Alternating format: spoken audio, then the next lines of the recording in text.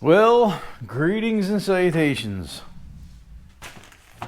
I think today's the day, boys. I want to see about pulling that hydraulic pump off the big old dirty 8.3 Cummins out there in the backyard in the bus. The thing that sucks is I can't pull it out of the backyard and put it on pavement so I can work on pavement because of the hydraulic pump will be out and I'll piss oil all over the pavement to put it back in without any power steering. So I need to do it out there in the dirt. So I need to gather up some tools and see if I can do this from on top. It's not going to be easy, and I'm going to get filthy because it's a diesel. It leaks oil all over the place. If I need to crawl underneath it, I got a piece of plywood over there I can grab.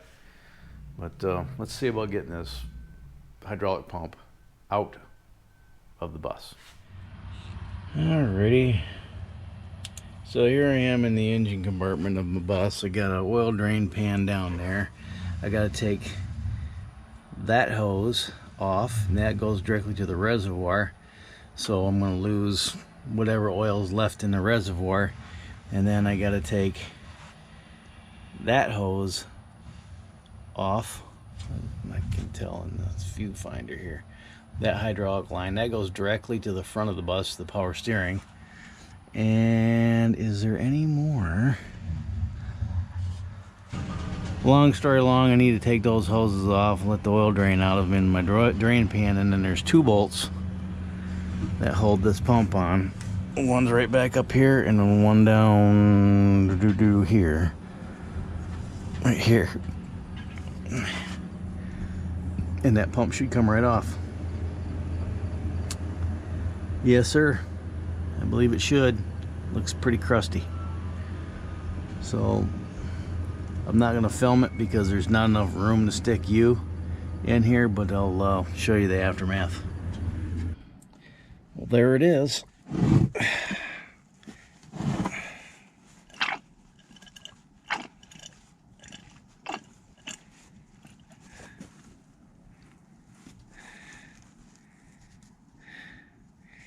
That was a pain in the keister. That really sucked. There was a third line on that goes up to the power steering. It screws into that hole right there. Except the hose didn't have a swivel on it.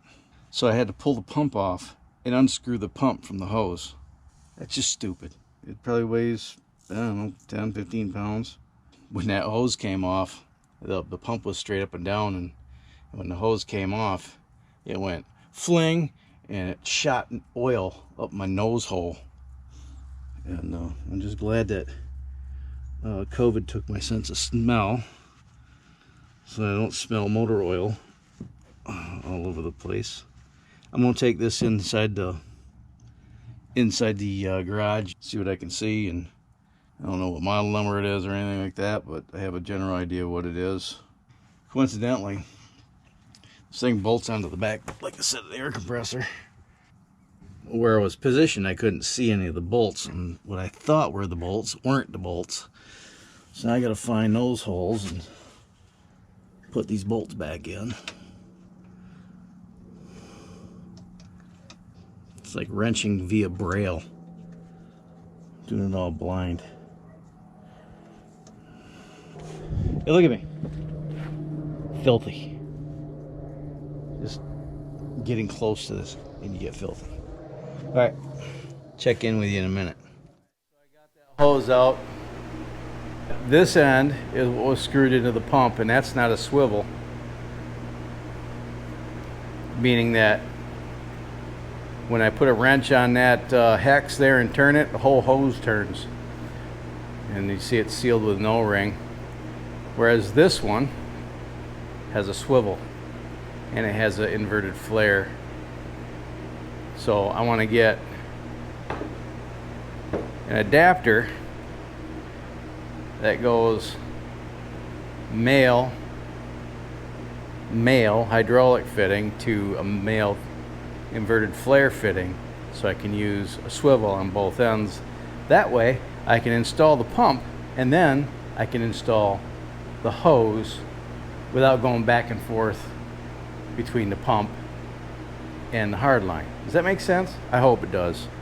I want to get a new line made anyway because this looks like it's pretty checked. I might go ahead and take the other one off. Nah, probably not. Because once the seal gets here, I can put the seal in, put the pump back together, put that back in the bus, and then put this hose in. And that should be that. And it will be glorious. And I'll find out relatively quick if it worked. All right, I dug the oil pan from out underneath the bus. I put that underneath the hydraulic pump when I cut it loose, and just about all the oil dropped right into the. I might have lost, I don't know, a cup, maybe. I doubt it. I drained the contents of the reservoir into that drain pan, and I just came in the garage and transferred that oil out of the drain pan into a jug. Let me show you what was left in that reservoir. Less than 2 quarts. That reservoir holds 2.5 gallons. So the reservoir was 2 gallons low. Coincidentally, that's why I'm doing all this, because the engine oil gained 2 gallons of oil.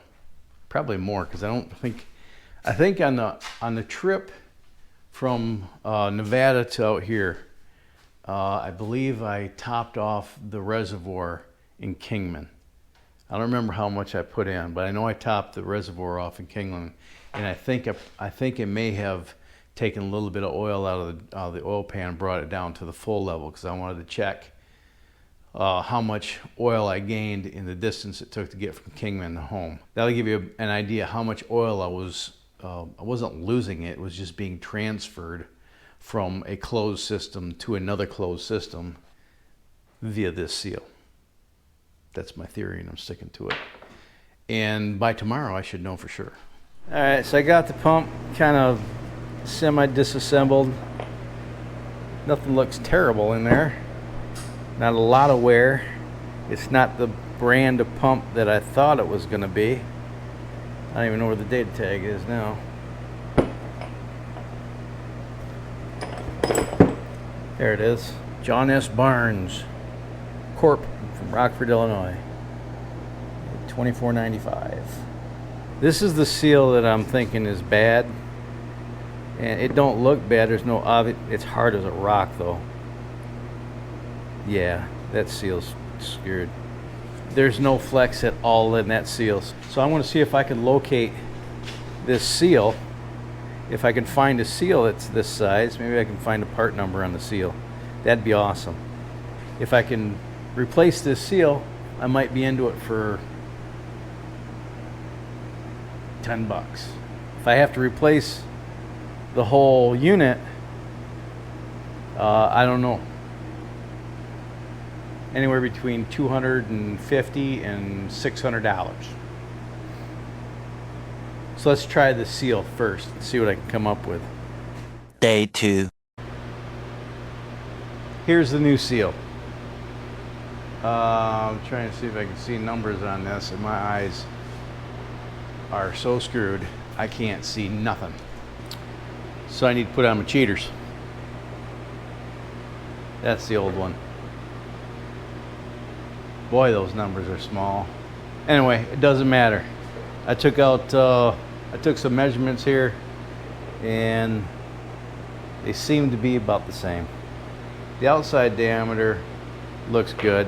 I want to take this pump apart here, take this off, and slide it on the shaft and see how it fits on the shaft. So I need to get some tools out. So let me do that right quick, and I'll take this pump apart.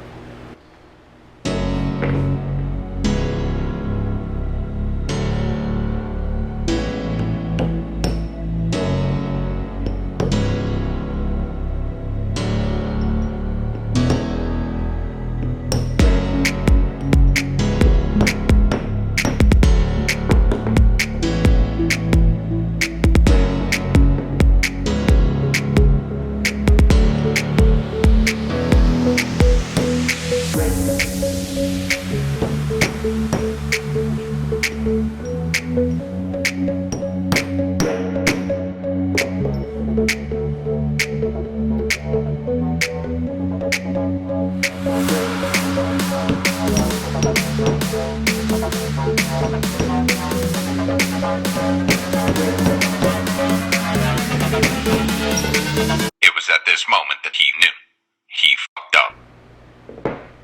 I just went up to Walmart and bought some batteries for my calipers because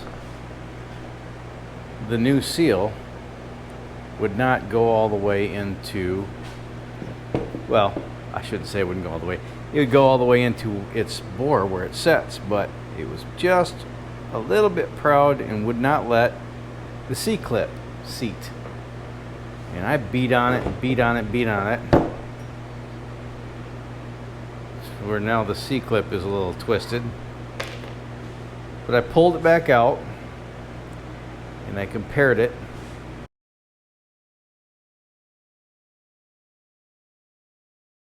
So instead of being into this thing for $7.50, I had to buy 2 new seals. I figured I'd buy 2 just in case I screwed the first one in.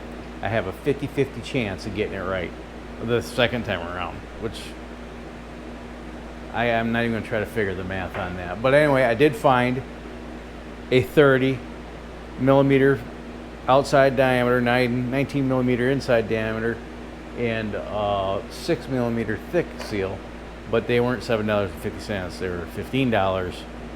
And I figured I should buy 2 just in the event that I screw the first one up. So I'm into it now for $37.50 roughly, which even still is a hell of a lot cheaper than a used pump and probably cheaper than having the pump rebuilt. If it doesn't need to be rebuilt, I won't do that. So I'm gonna kind of throw this thing together so I don't lose any parts again. I'll come back and continue this video in a few days whenever those parts get here. In the meantime, I could probably put this hose on and route it to the approximate area where it's going to be and get this out of the way. So I think tomorrow I'll do that. I don't know if I'll film it. If I do, you'll see it. If I don't, you won't. Well, wait, before I leave you this evening and go inside and sulk, I'm going to show you just how brittle this seal is.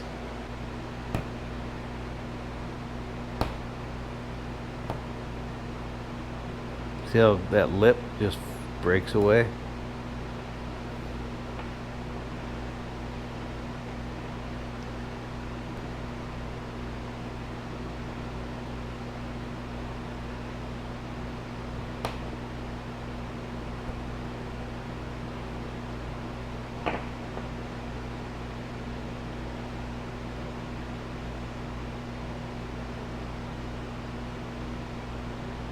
I sure hope that's what the deal is, because I'd hate to think that, well, it's not leaking externally. Where else can it leak from?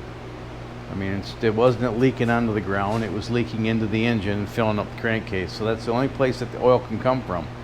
It was filling up the freaking reservoir and it was leaking into the engine.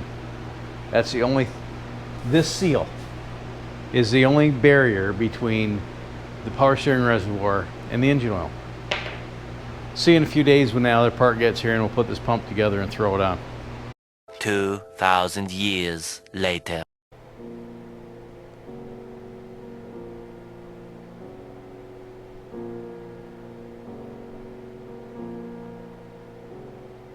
I'm an idiot. Now I'm really foobar. Let me explain what happened. So yesterday I got my seal, right? In fact, I got both of them. Here's my backup, just in the event I screwed the first one up. So I put the seal in, put the C-clip in, put it all back together, pushing this through the seal. The inner lip got caught on this edge and rolled it. So the seal was kind of rolled through the, you know, it was inverted. It wasn't, if I'd have ran it that way, it would have just gushed oil through it. So I did the right thing and I took it apart. I actually had to push the seal back out because it had rolled it so far that the little spring that's in there came dislodged. So I took it back apart. I put the spring back in. I pushed the seal back in. I put the C-clip back in, and I used some silicone spray and lubricated the seal really good. And then I carefully pushed it over the shaft to make sure that it didn't roll the seal.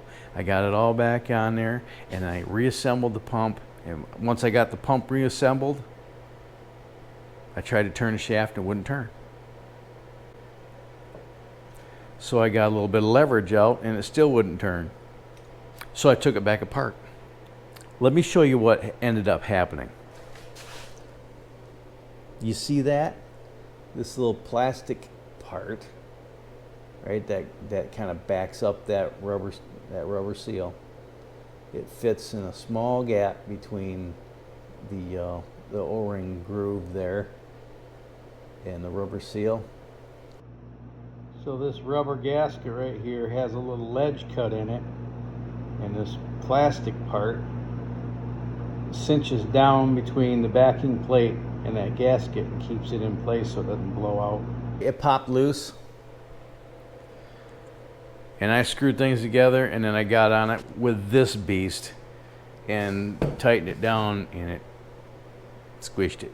I spent the last several hours scouring the internet looking for replacement parts for a John S. Barnes 2495 pump. Might as well be a pink unicorn, man, because there's no information on what the part numbers. There's no information on where to get freaking seals for this thing. I can't find any information on it. So what I did the next best thing. I went on eBay and I found a pump that, it's a Barnes pump, but it's a single stage pump, where this one has two circuits, one to feed power steering and one to feed the pump, the cooling fan. I found one on eBay that was really cheap, and I'm hoping this part of the pump is kind of a universal thing. And they had pictures and stuff, and I looked on the, took some measurements from the bolts and the center spacing from the bolts, and I came up with basically the picture looks like this part. This piece right here is the same. And hopefully it has the same guts on the inside. And if they have the same internal parts, hopefully I can harvest the bits that I need for this pump. If not, I have another pump that I can use for, I don't know, something in the future. What's the lesson? I guess the lesson to learn here is put everything together finger tight before you get out even before you get out the little Ugga Dugga, and certainly before you get out the mega Ugga Dugga. Make sure everything functions at finger tightness. God, I'm an idiot. Idiot! 72 hours later. Okay, I got a little ahead of myself. So this is my new pump. This is the pump that came out of the bus. And I'm looking at this bit right here. As I took this and I set it up here, just like that. And you're not going to be able to see it, but I look down these holes, and those bolts are the same spacing. The beauty of this pump design is that they use the same body with varying lengths depending on the gear size and the output they needed, and they just put different end plates on it. We're going to find out together if my theory is correct. So let's bust this thing down.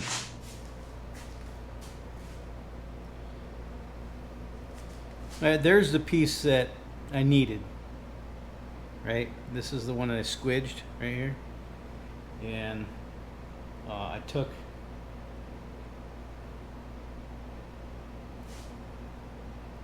it out of here.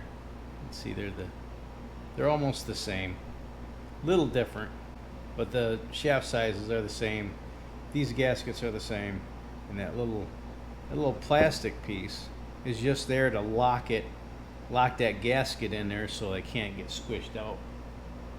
So I'm going to start, first thing I'm going to do, get some gloves on so I don't get covered in hydraulic oil. And then I'm going to put this one back together and see if I can't do it this time without screwing it up. A few moments later.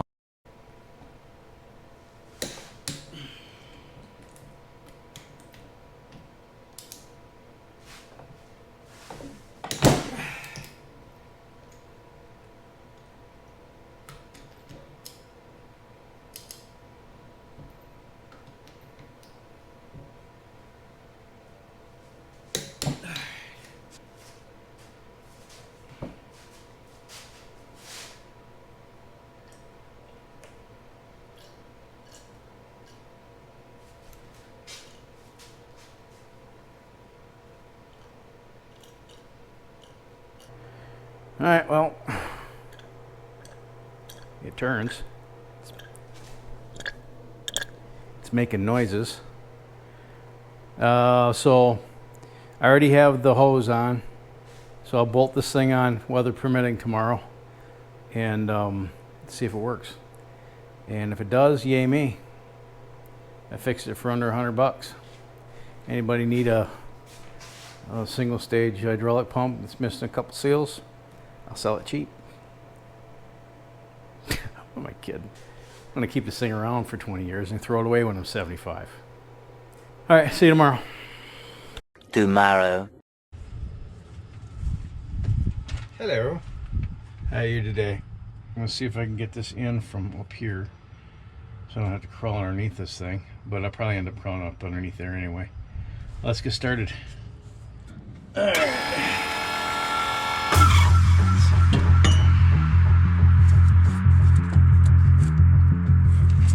Nope, too heavy.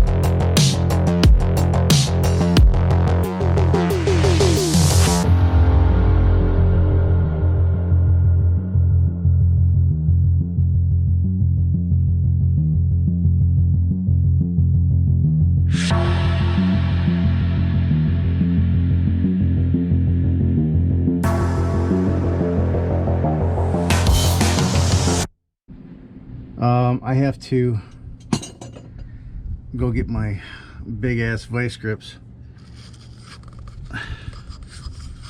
and loosen this up because I need to point it this way so I can hook this line up, and then once that's on I can refill the reservoir with oil, and then I'll start it up and let it run. I'm probably going to go ahead and drain some of the oil out of this because it's already overfilled by a couple of gallons. I'm going to get the oil level where it's supposed to be, and then I'm going to fill the reservoir, fire it up, let it run for, I don't know, a long time, an hour or so, and see if the levels change. If they do, then I know something is amiss. If they don't, then everything should be good.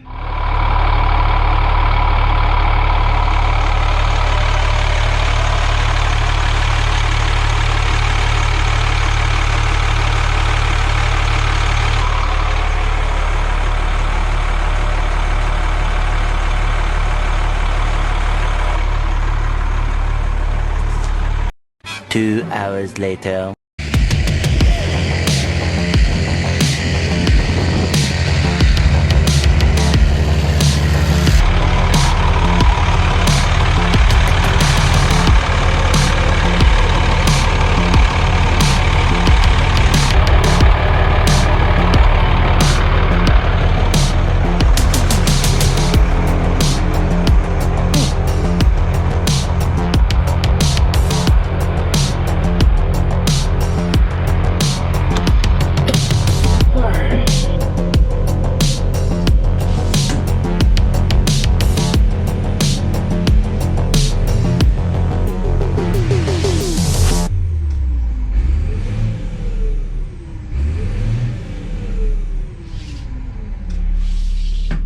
Clear the cobwebs out.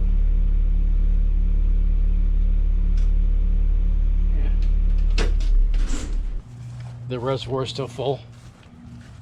It hadn't gone down any. In fact, if anything, it seemed to have filled up as the oil warmed up and expanded.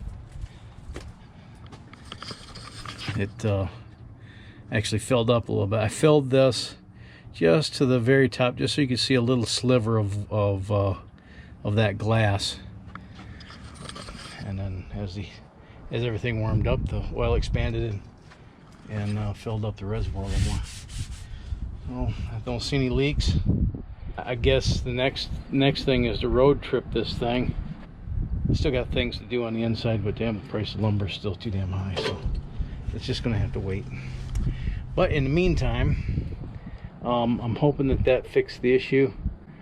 Time will tell if it did or not. So if you haven't done so yet, please click the subscribe button and the bell icon, and comment down in the comment section. Sorry for the wind noise. Like and share, do all the things. If you shop on Amazon, you want to help the channel out financially, go through one of the links down in the description. And if none of those things interest you, please consider going through one of those links to get whatever it is you do want, if you're shopping on Amazon, that is. But only if you don't already have it in your cart, because I don't get any credit for that. So click on the link, go find what you want, buy it, and then the channel can earn a little bit of a commission. Doesn't cost you anything extra. I get a couple pennies, and every penny counts, believe me. If you want to dig into that wallet and send me a couple of bucks, there's PayPal and Patreon if you want to support on the monthly. All those links are down in the description. If you can afford to do that, thanks in advance. If you can't, well, probably means we're cousins. So until next time, you have fun, stay safe, shoot straight, keep your powder dry, have a splendid day. Thanks so much for watching. I'll see you next time. Bye.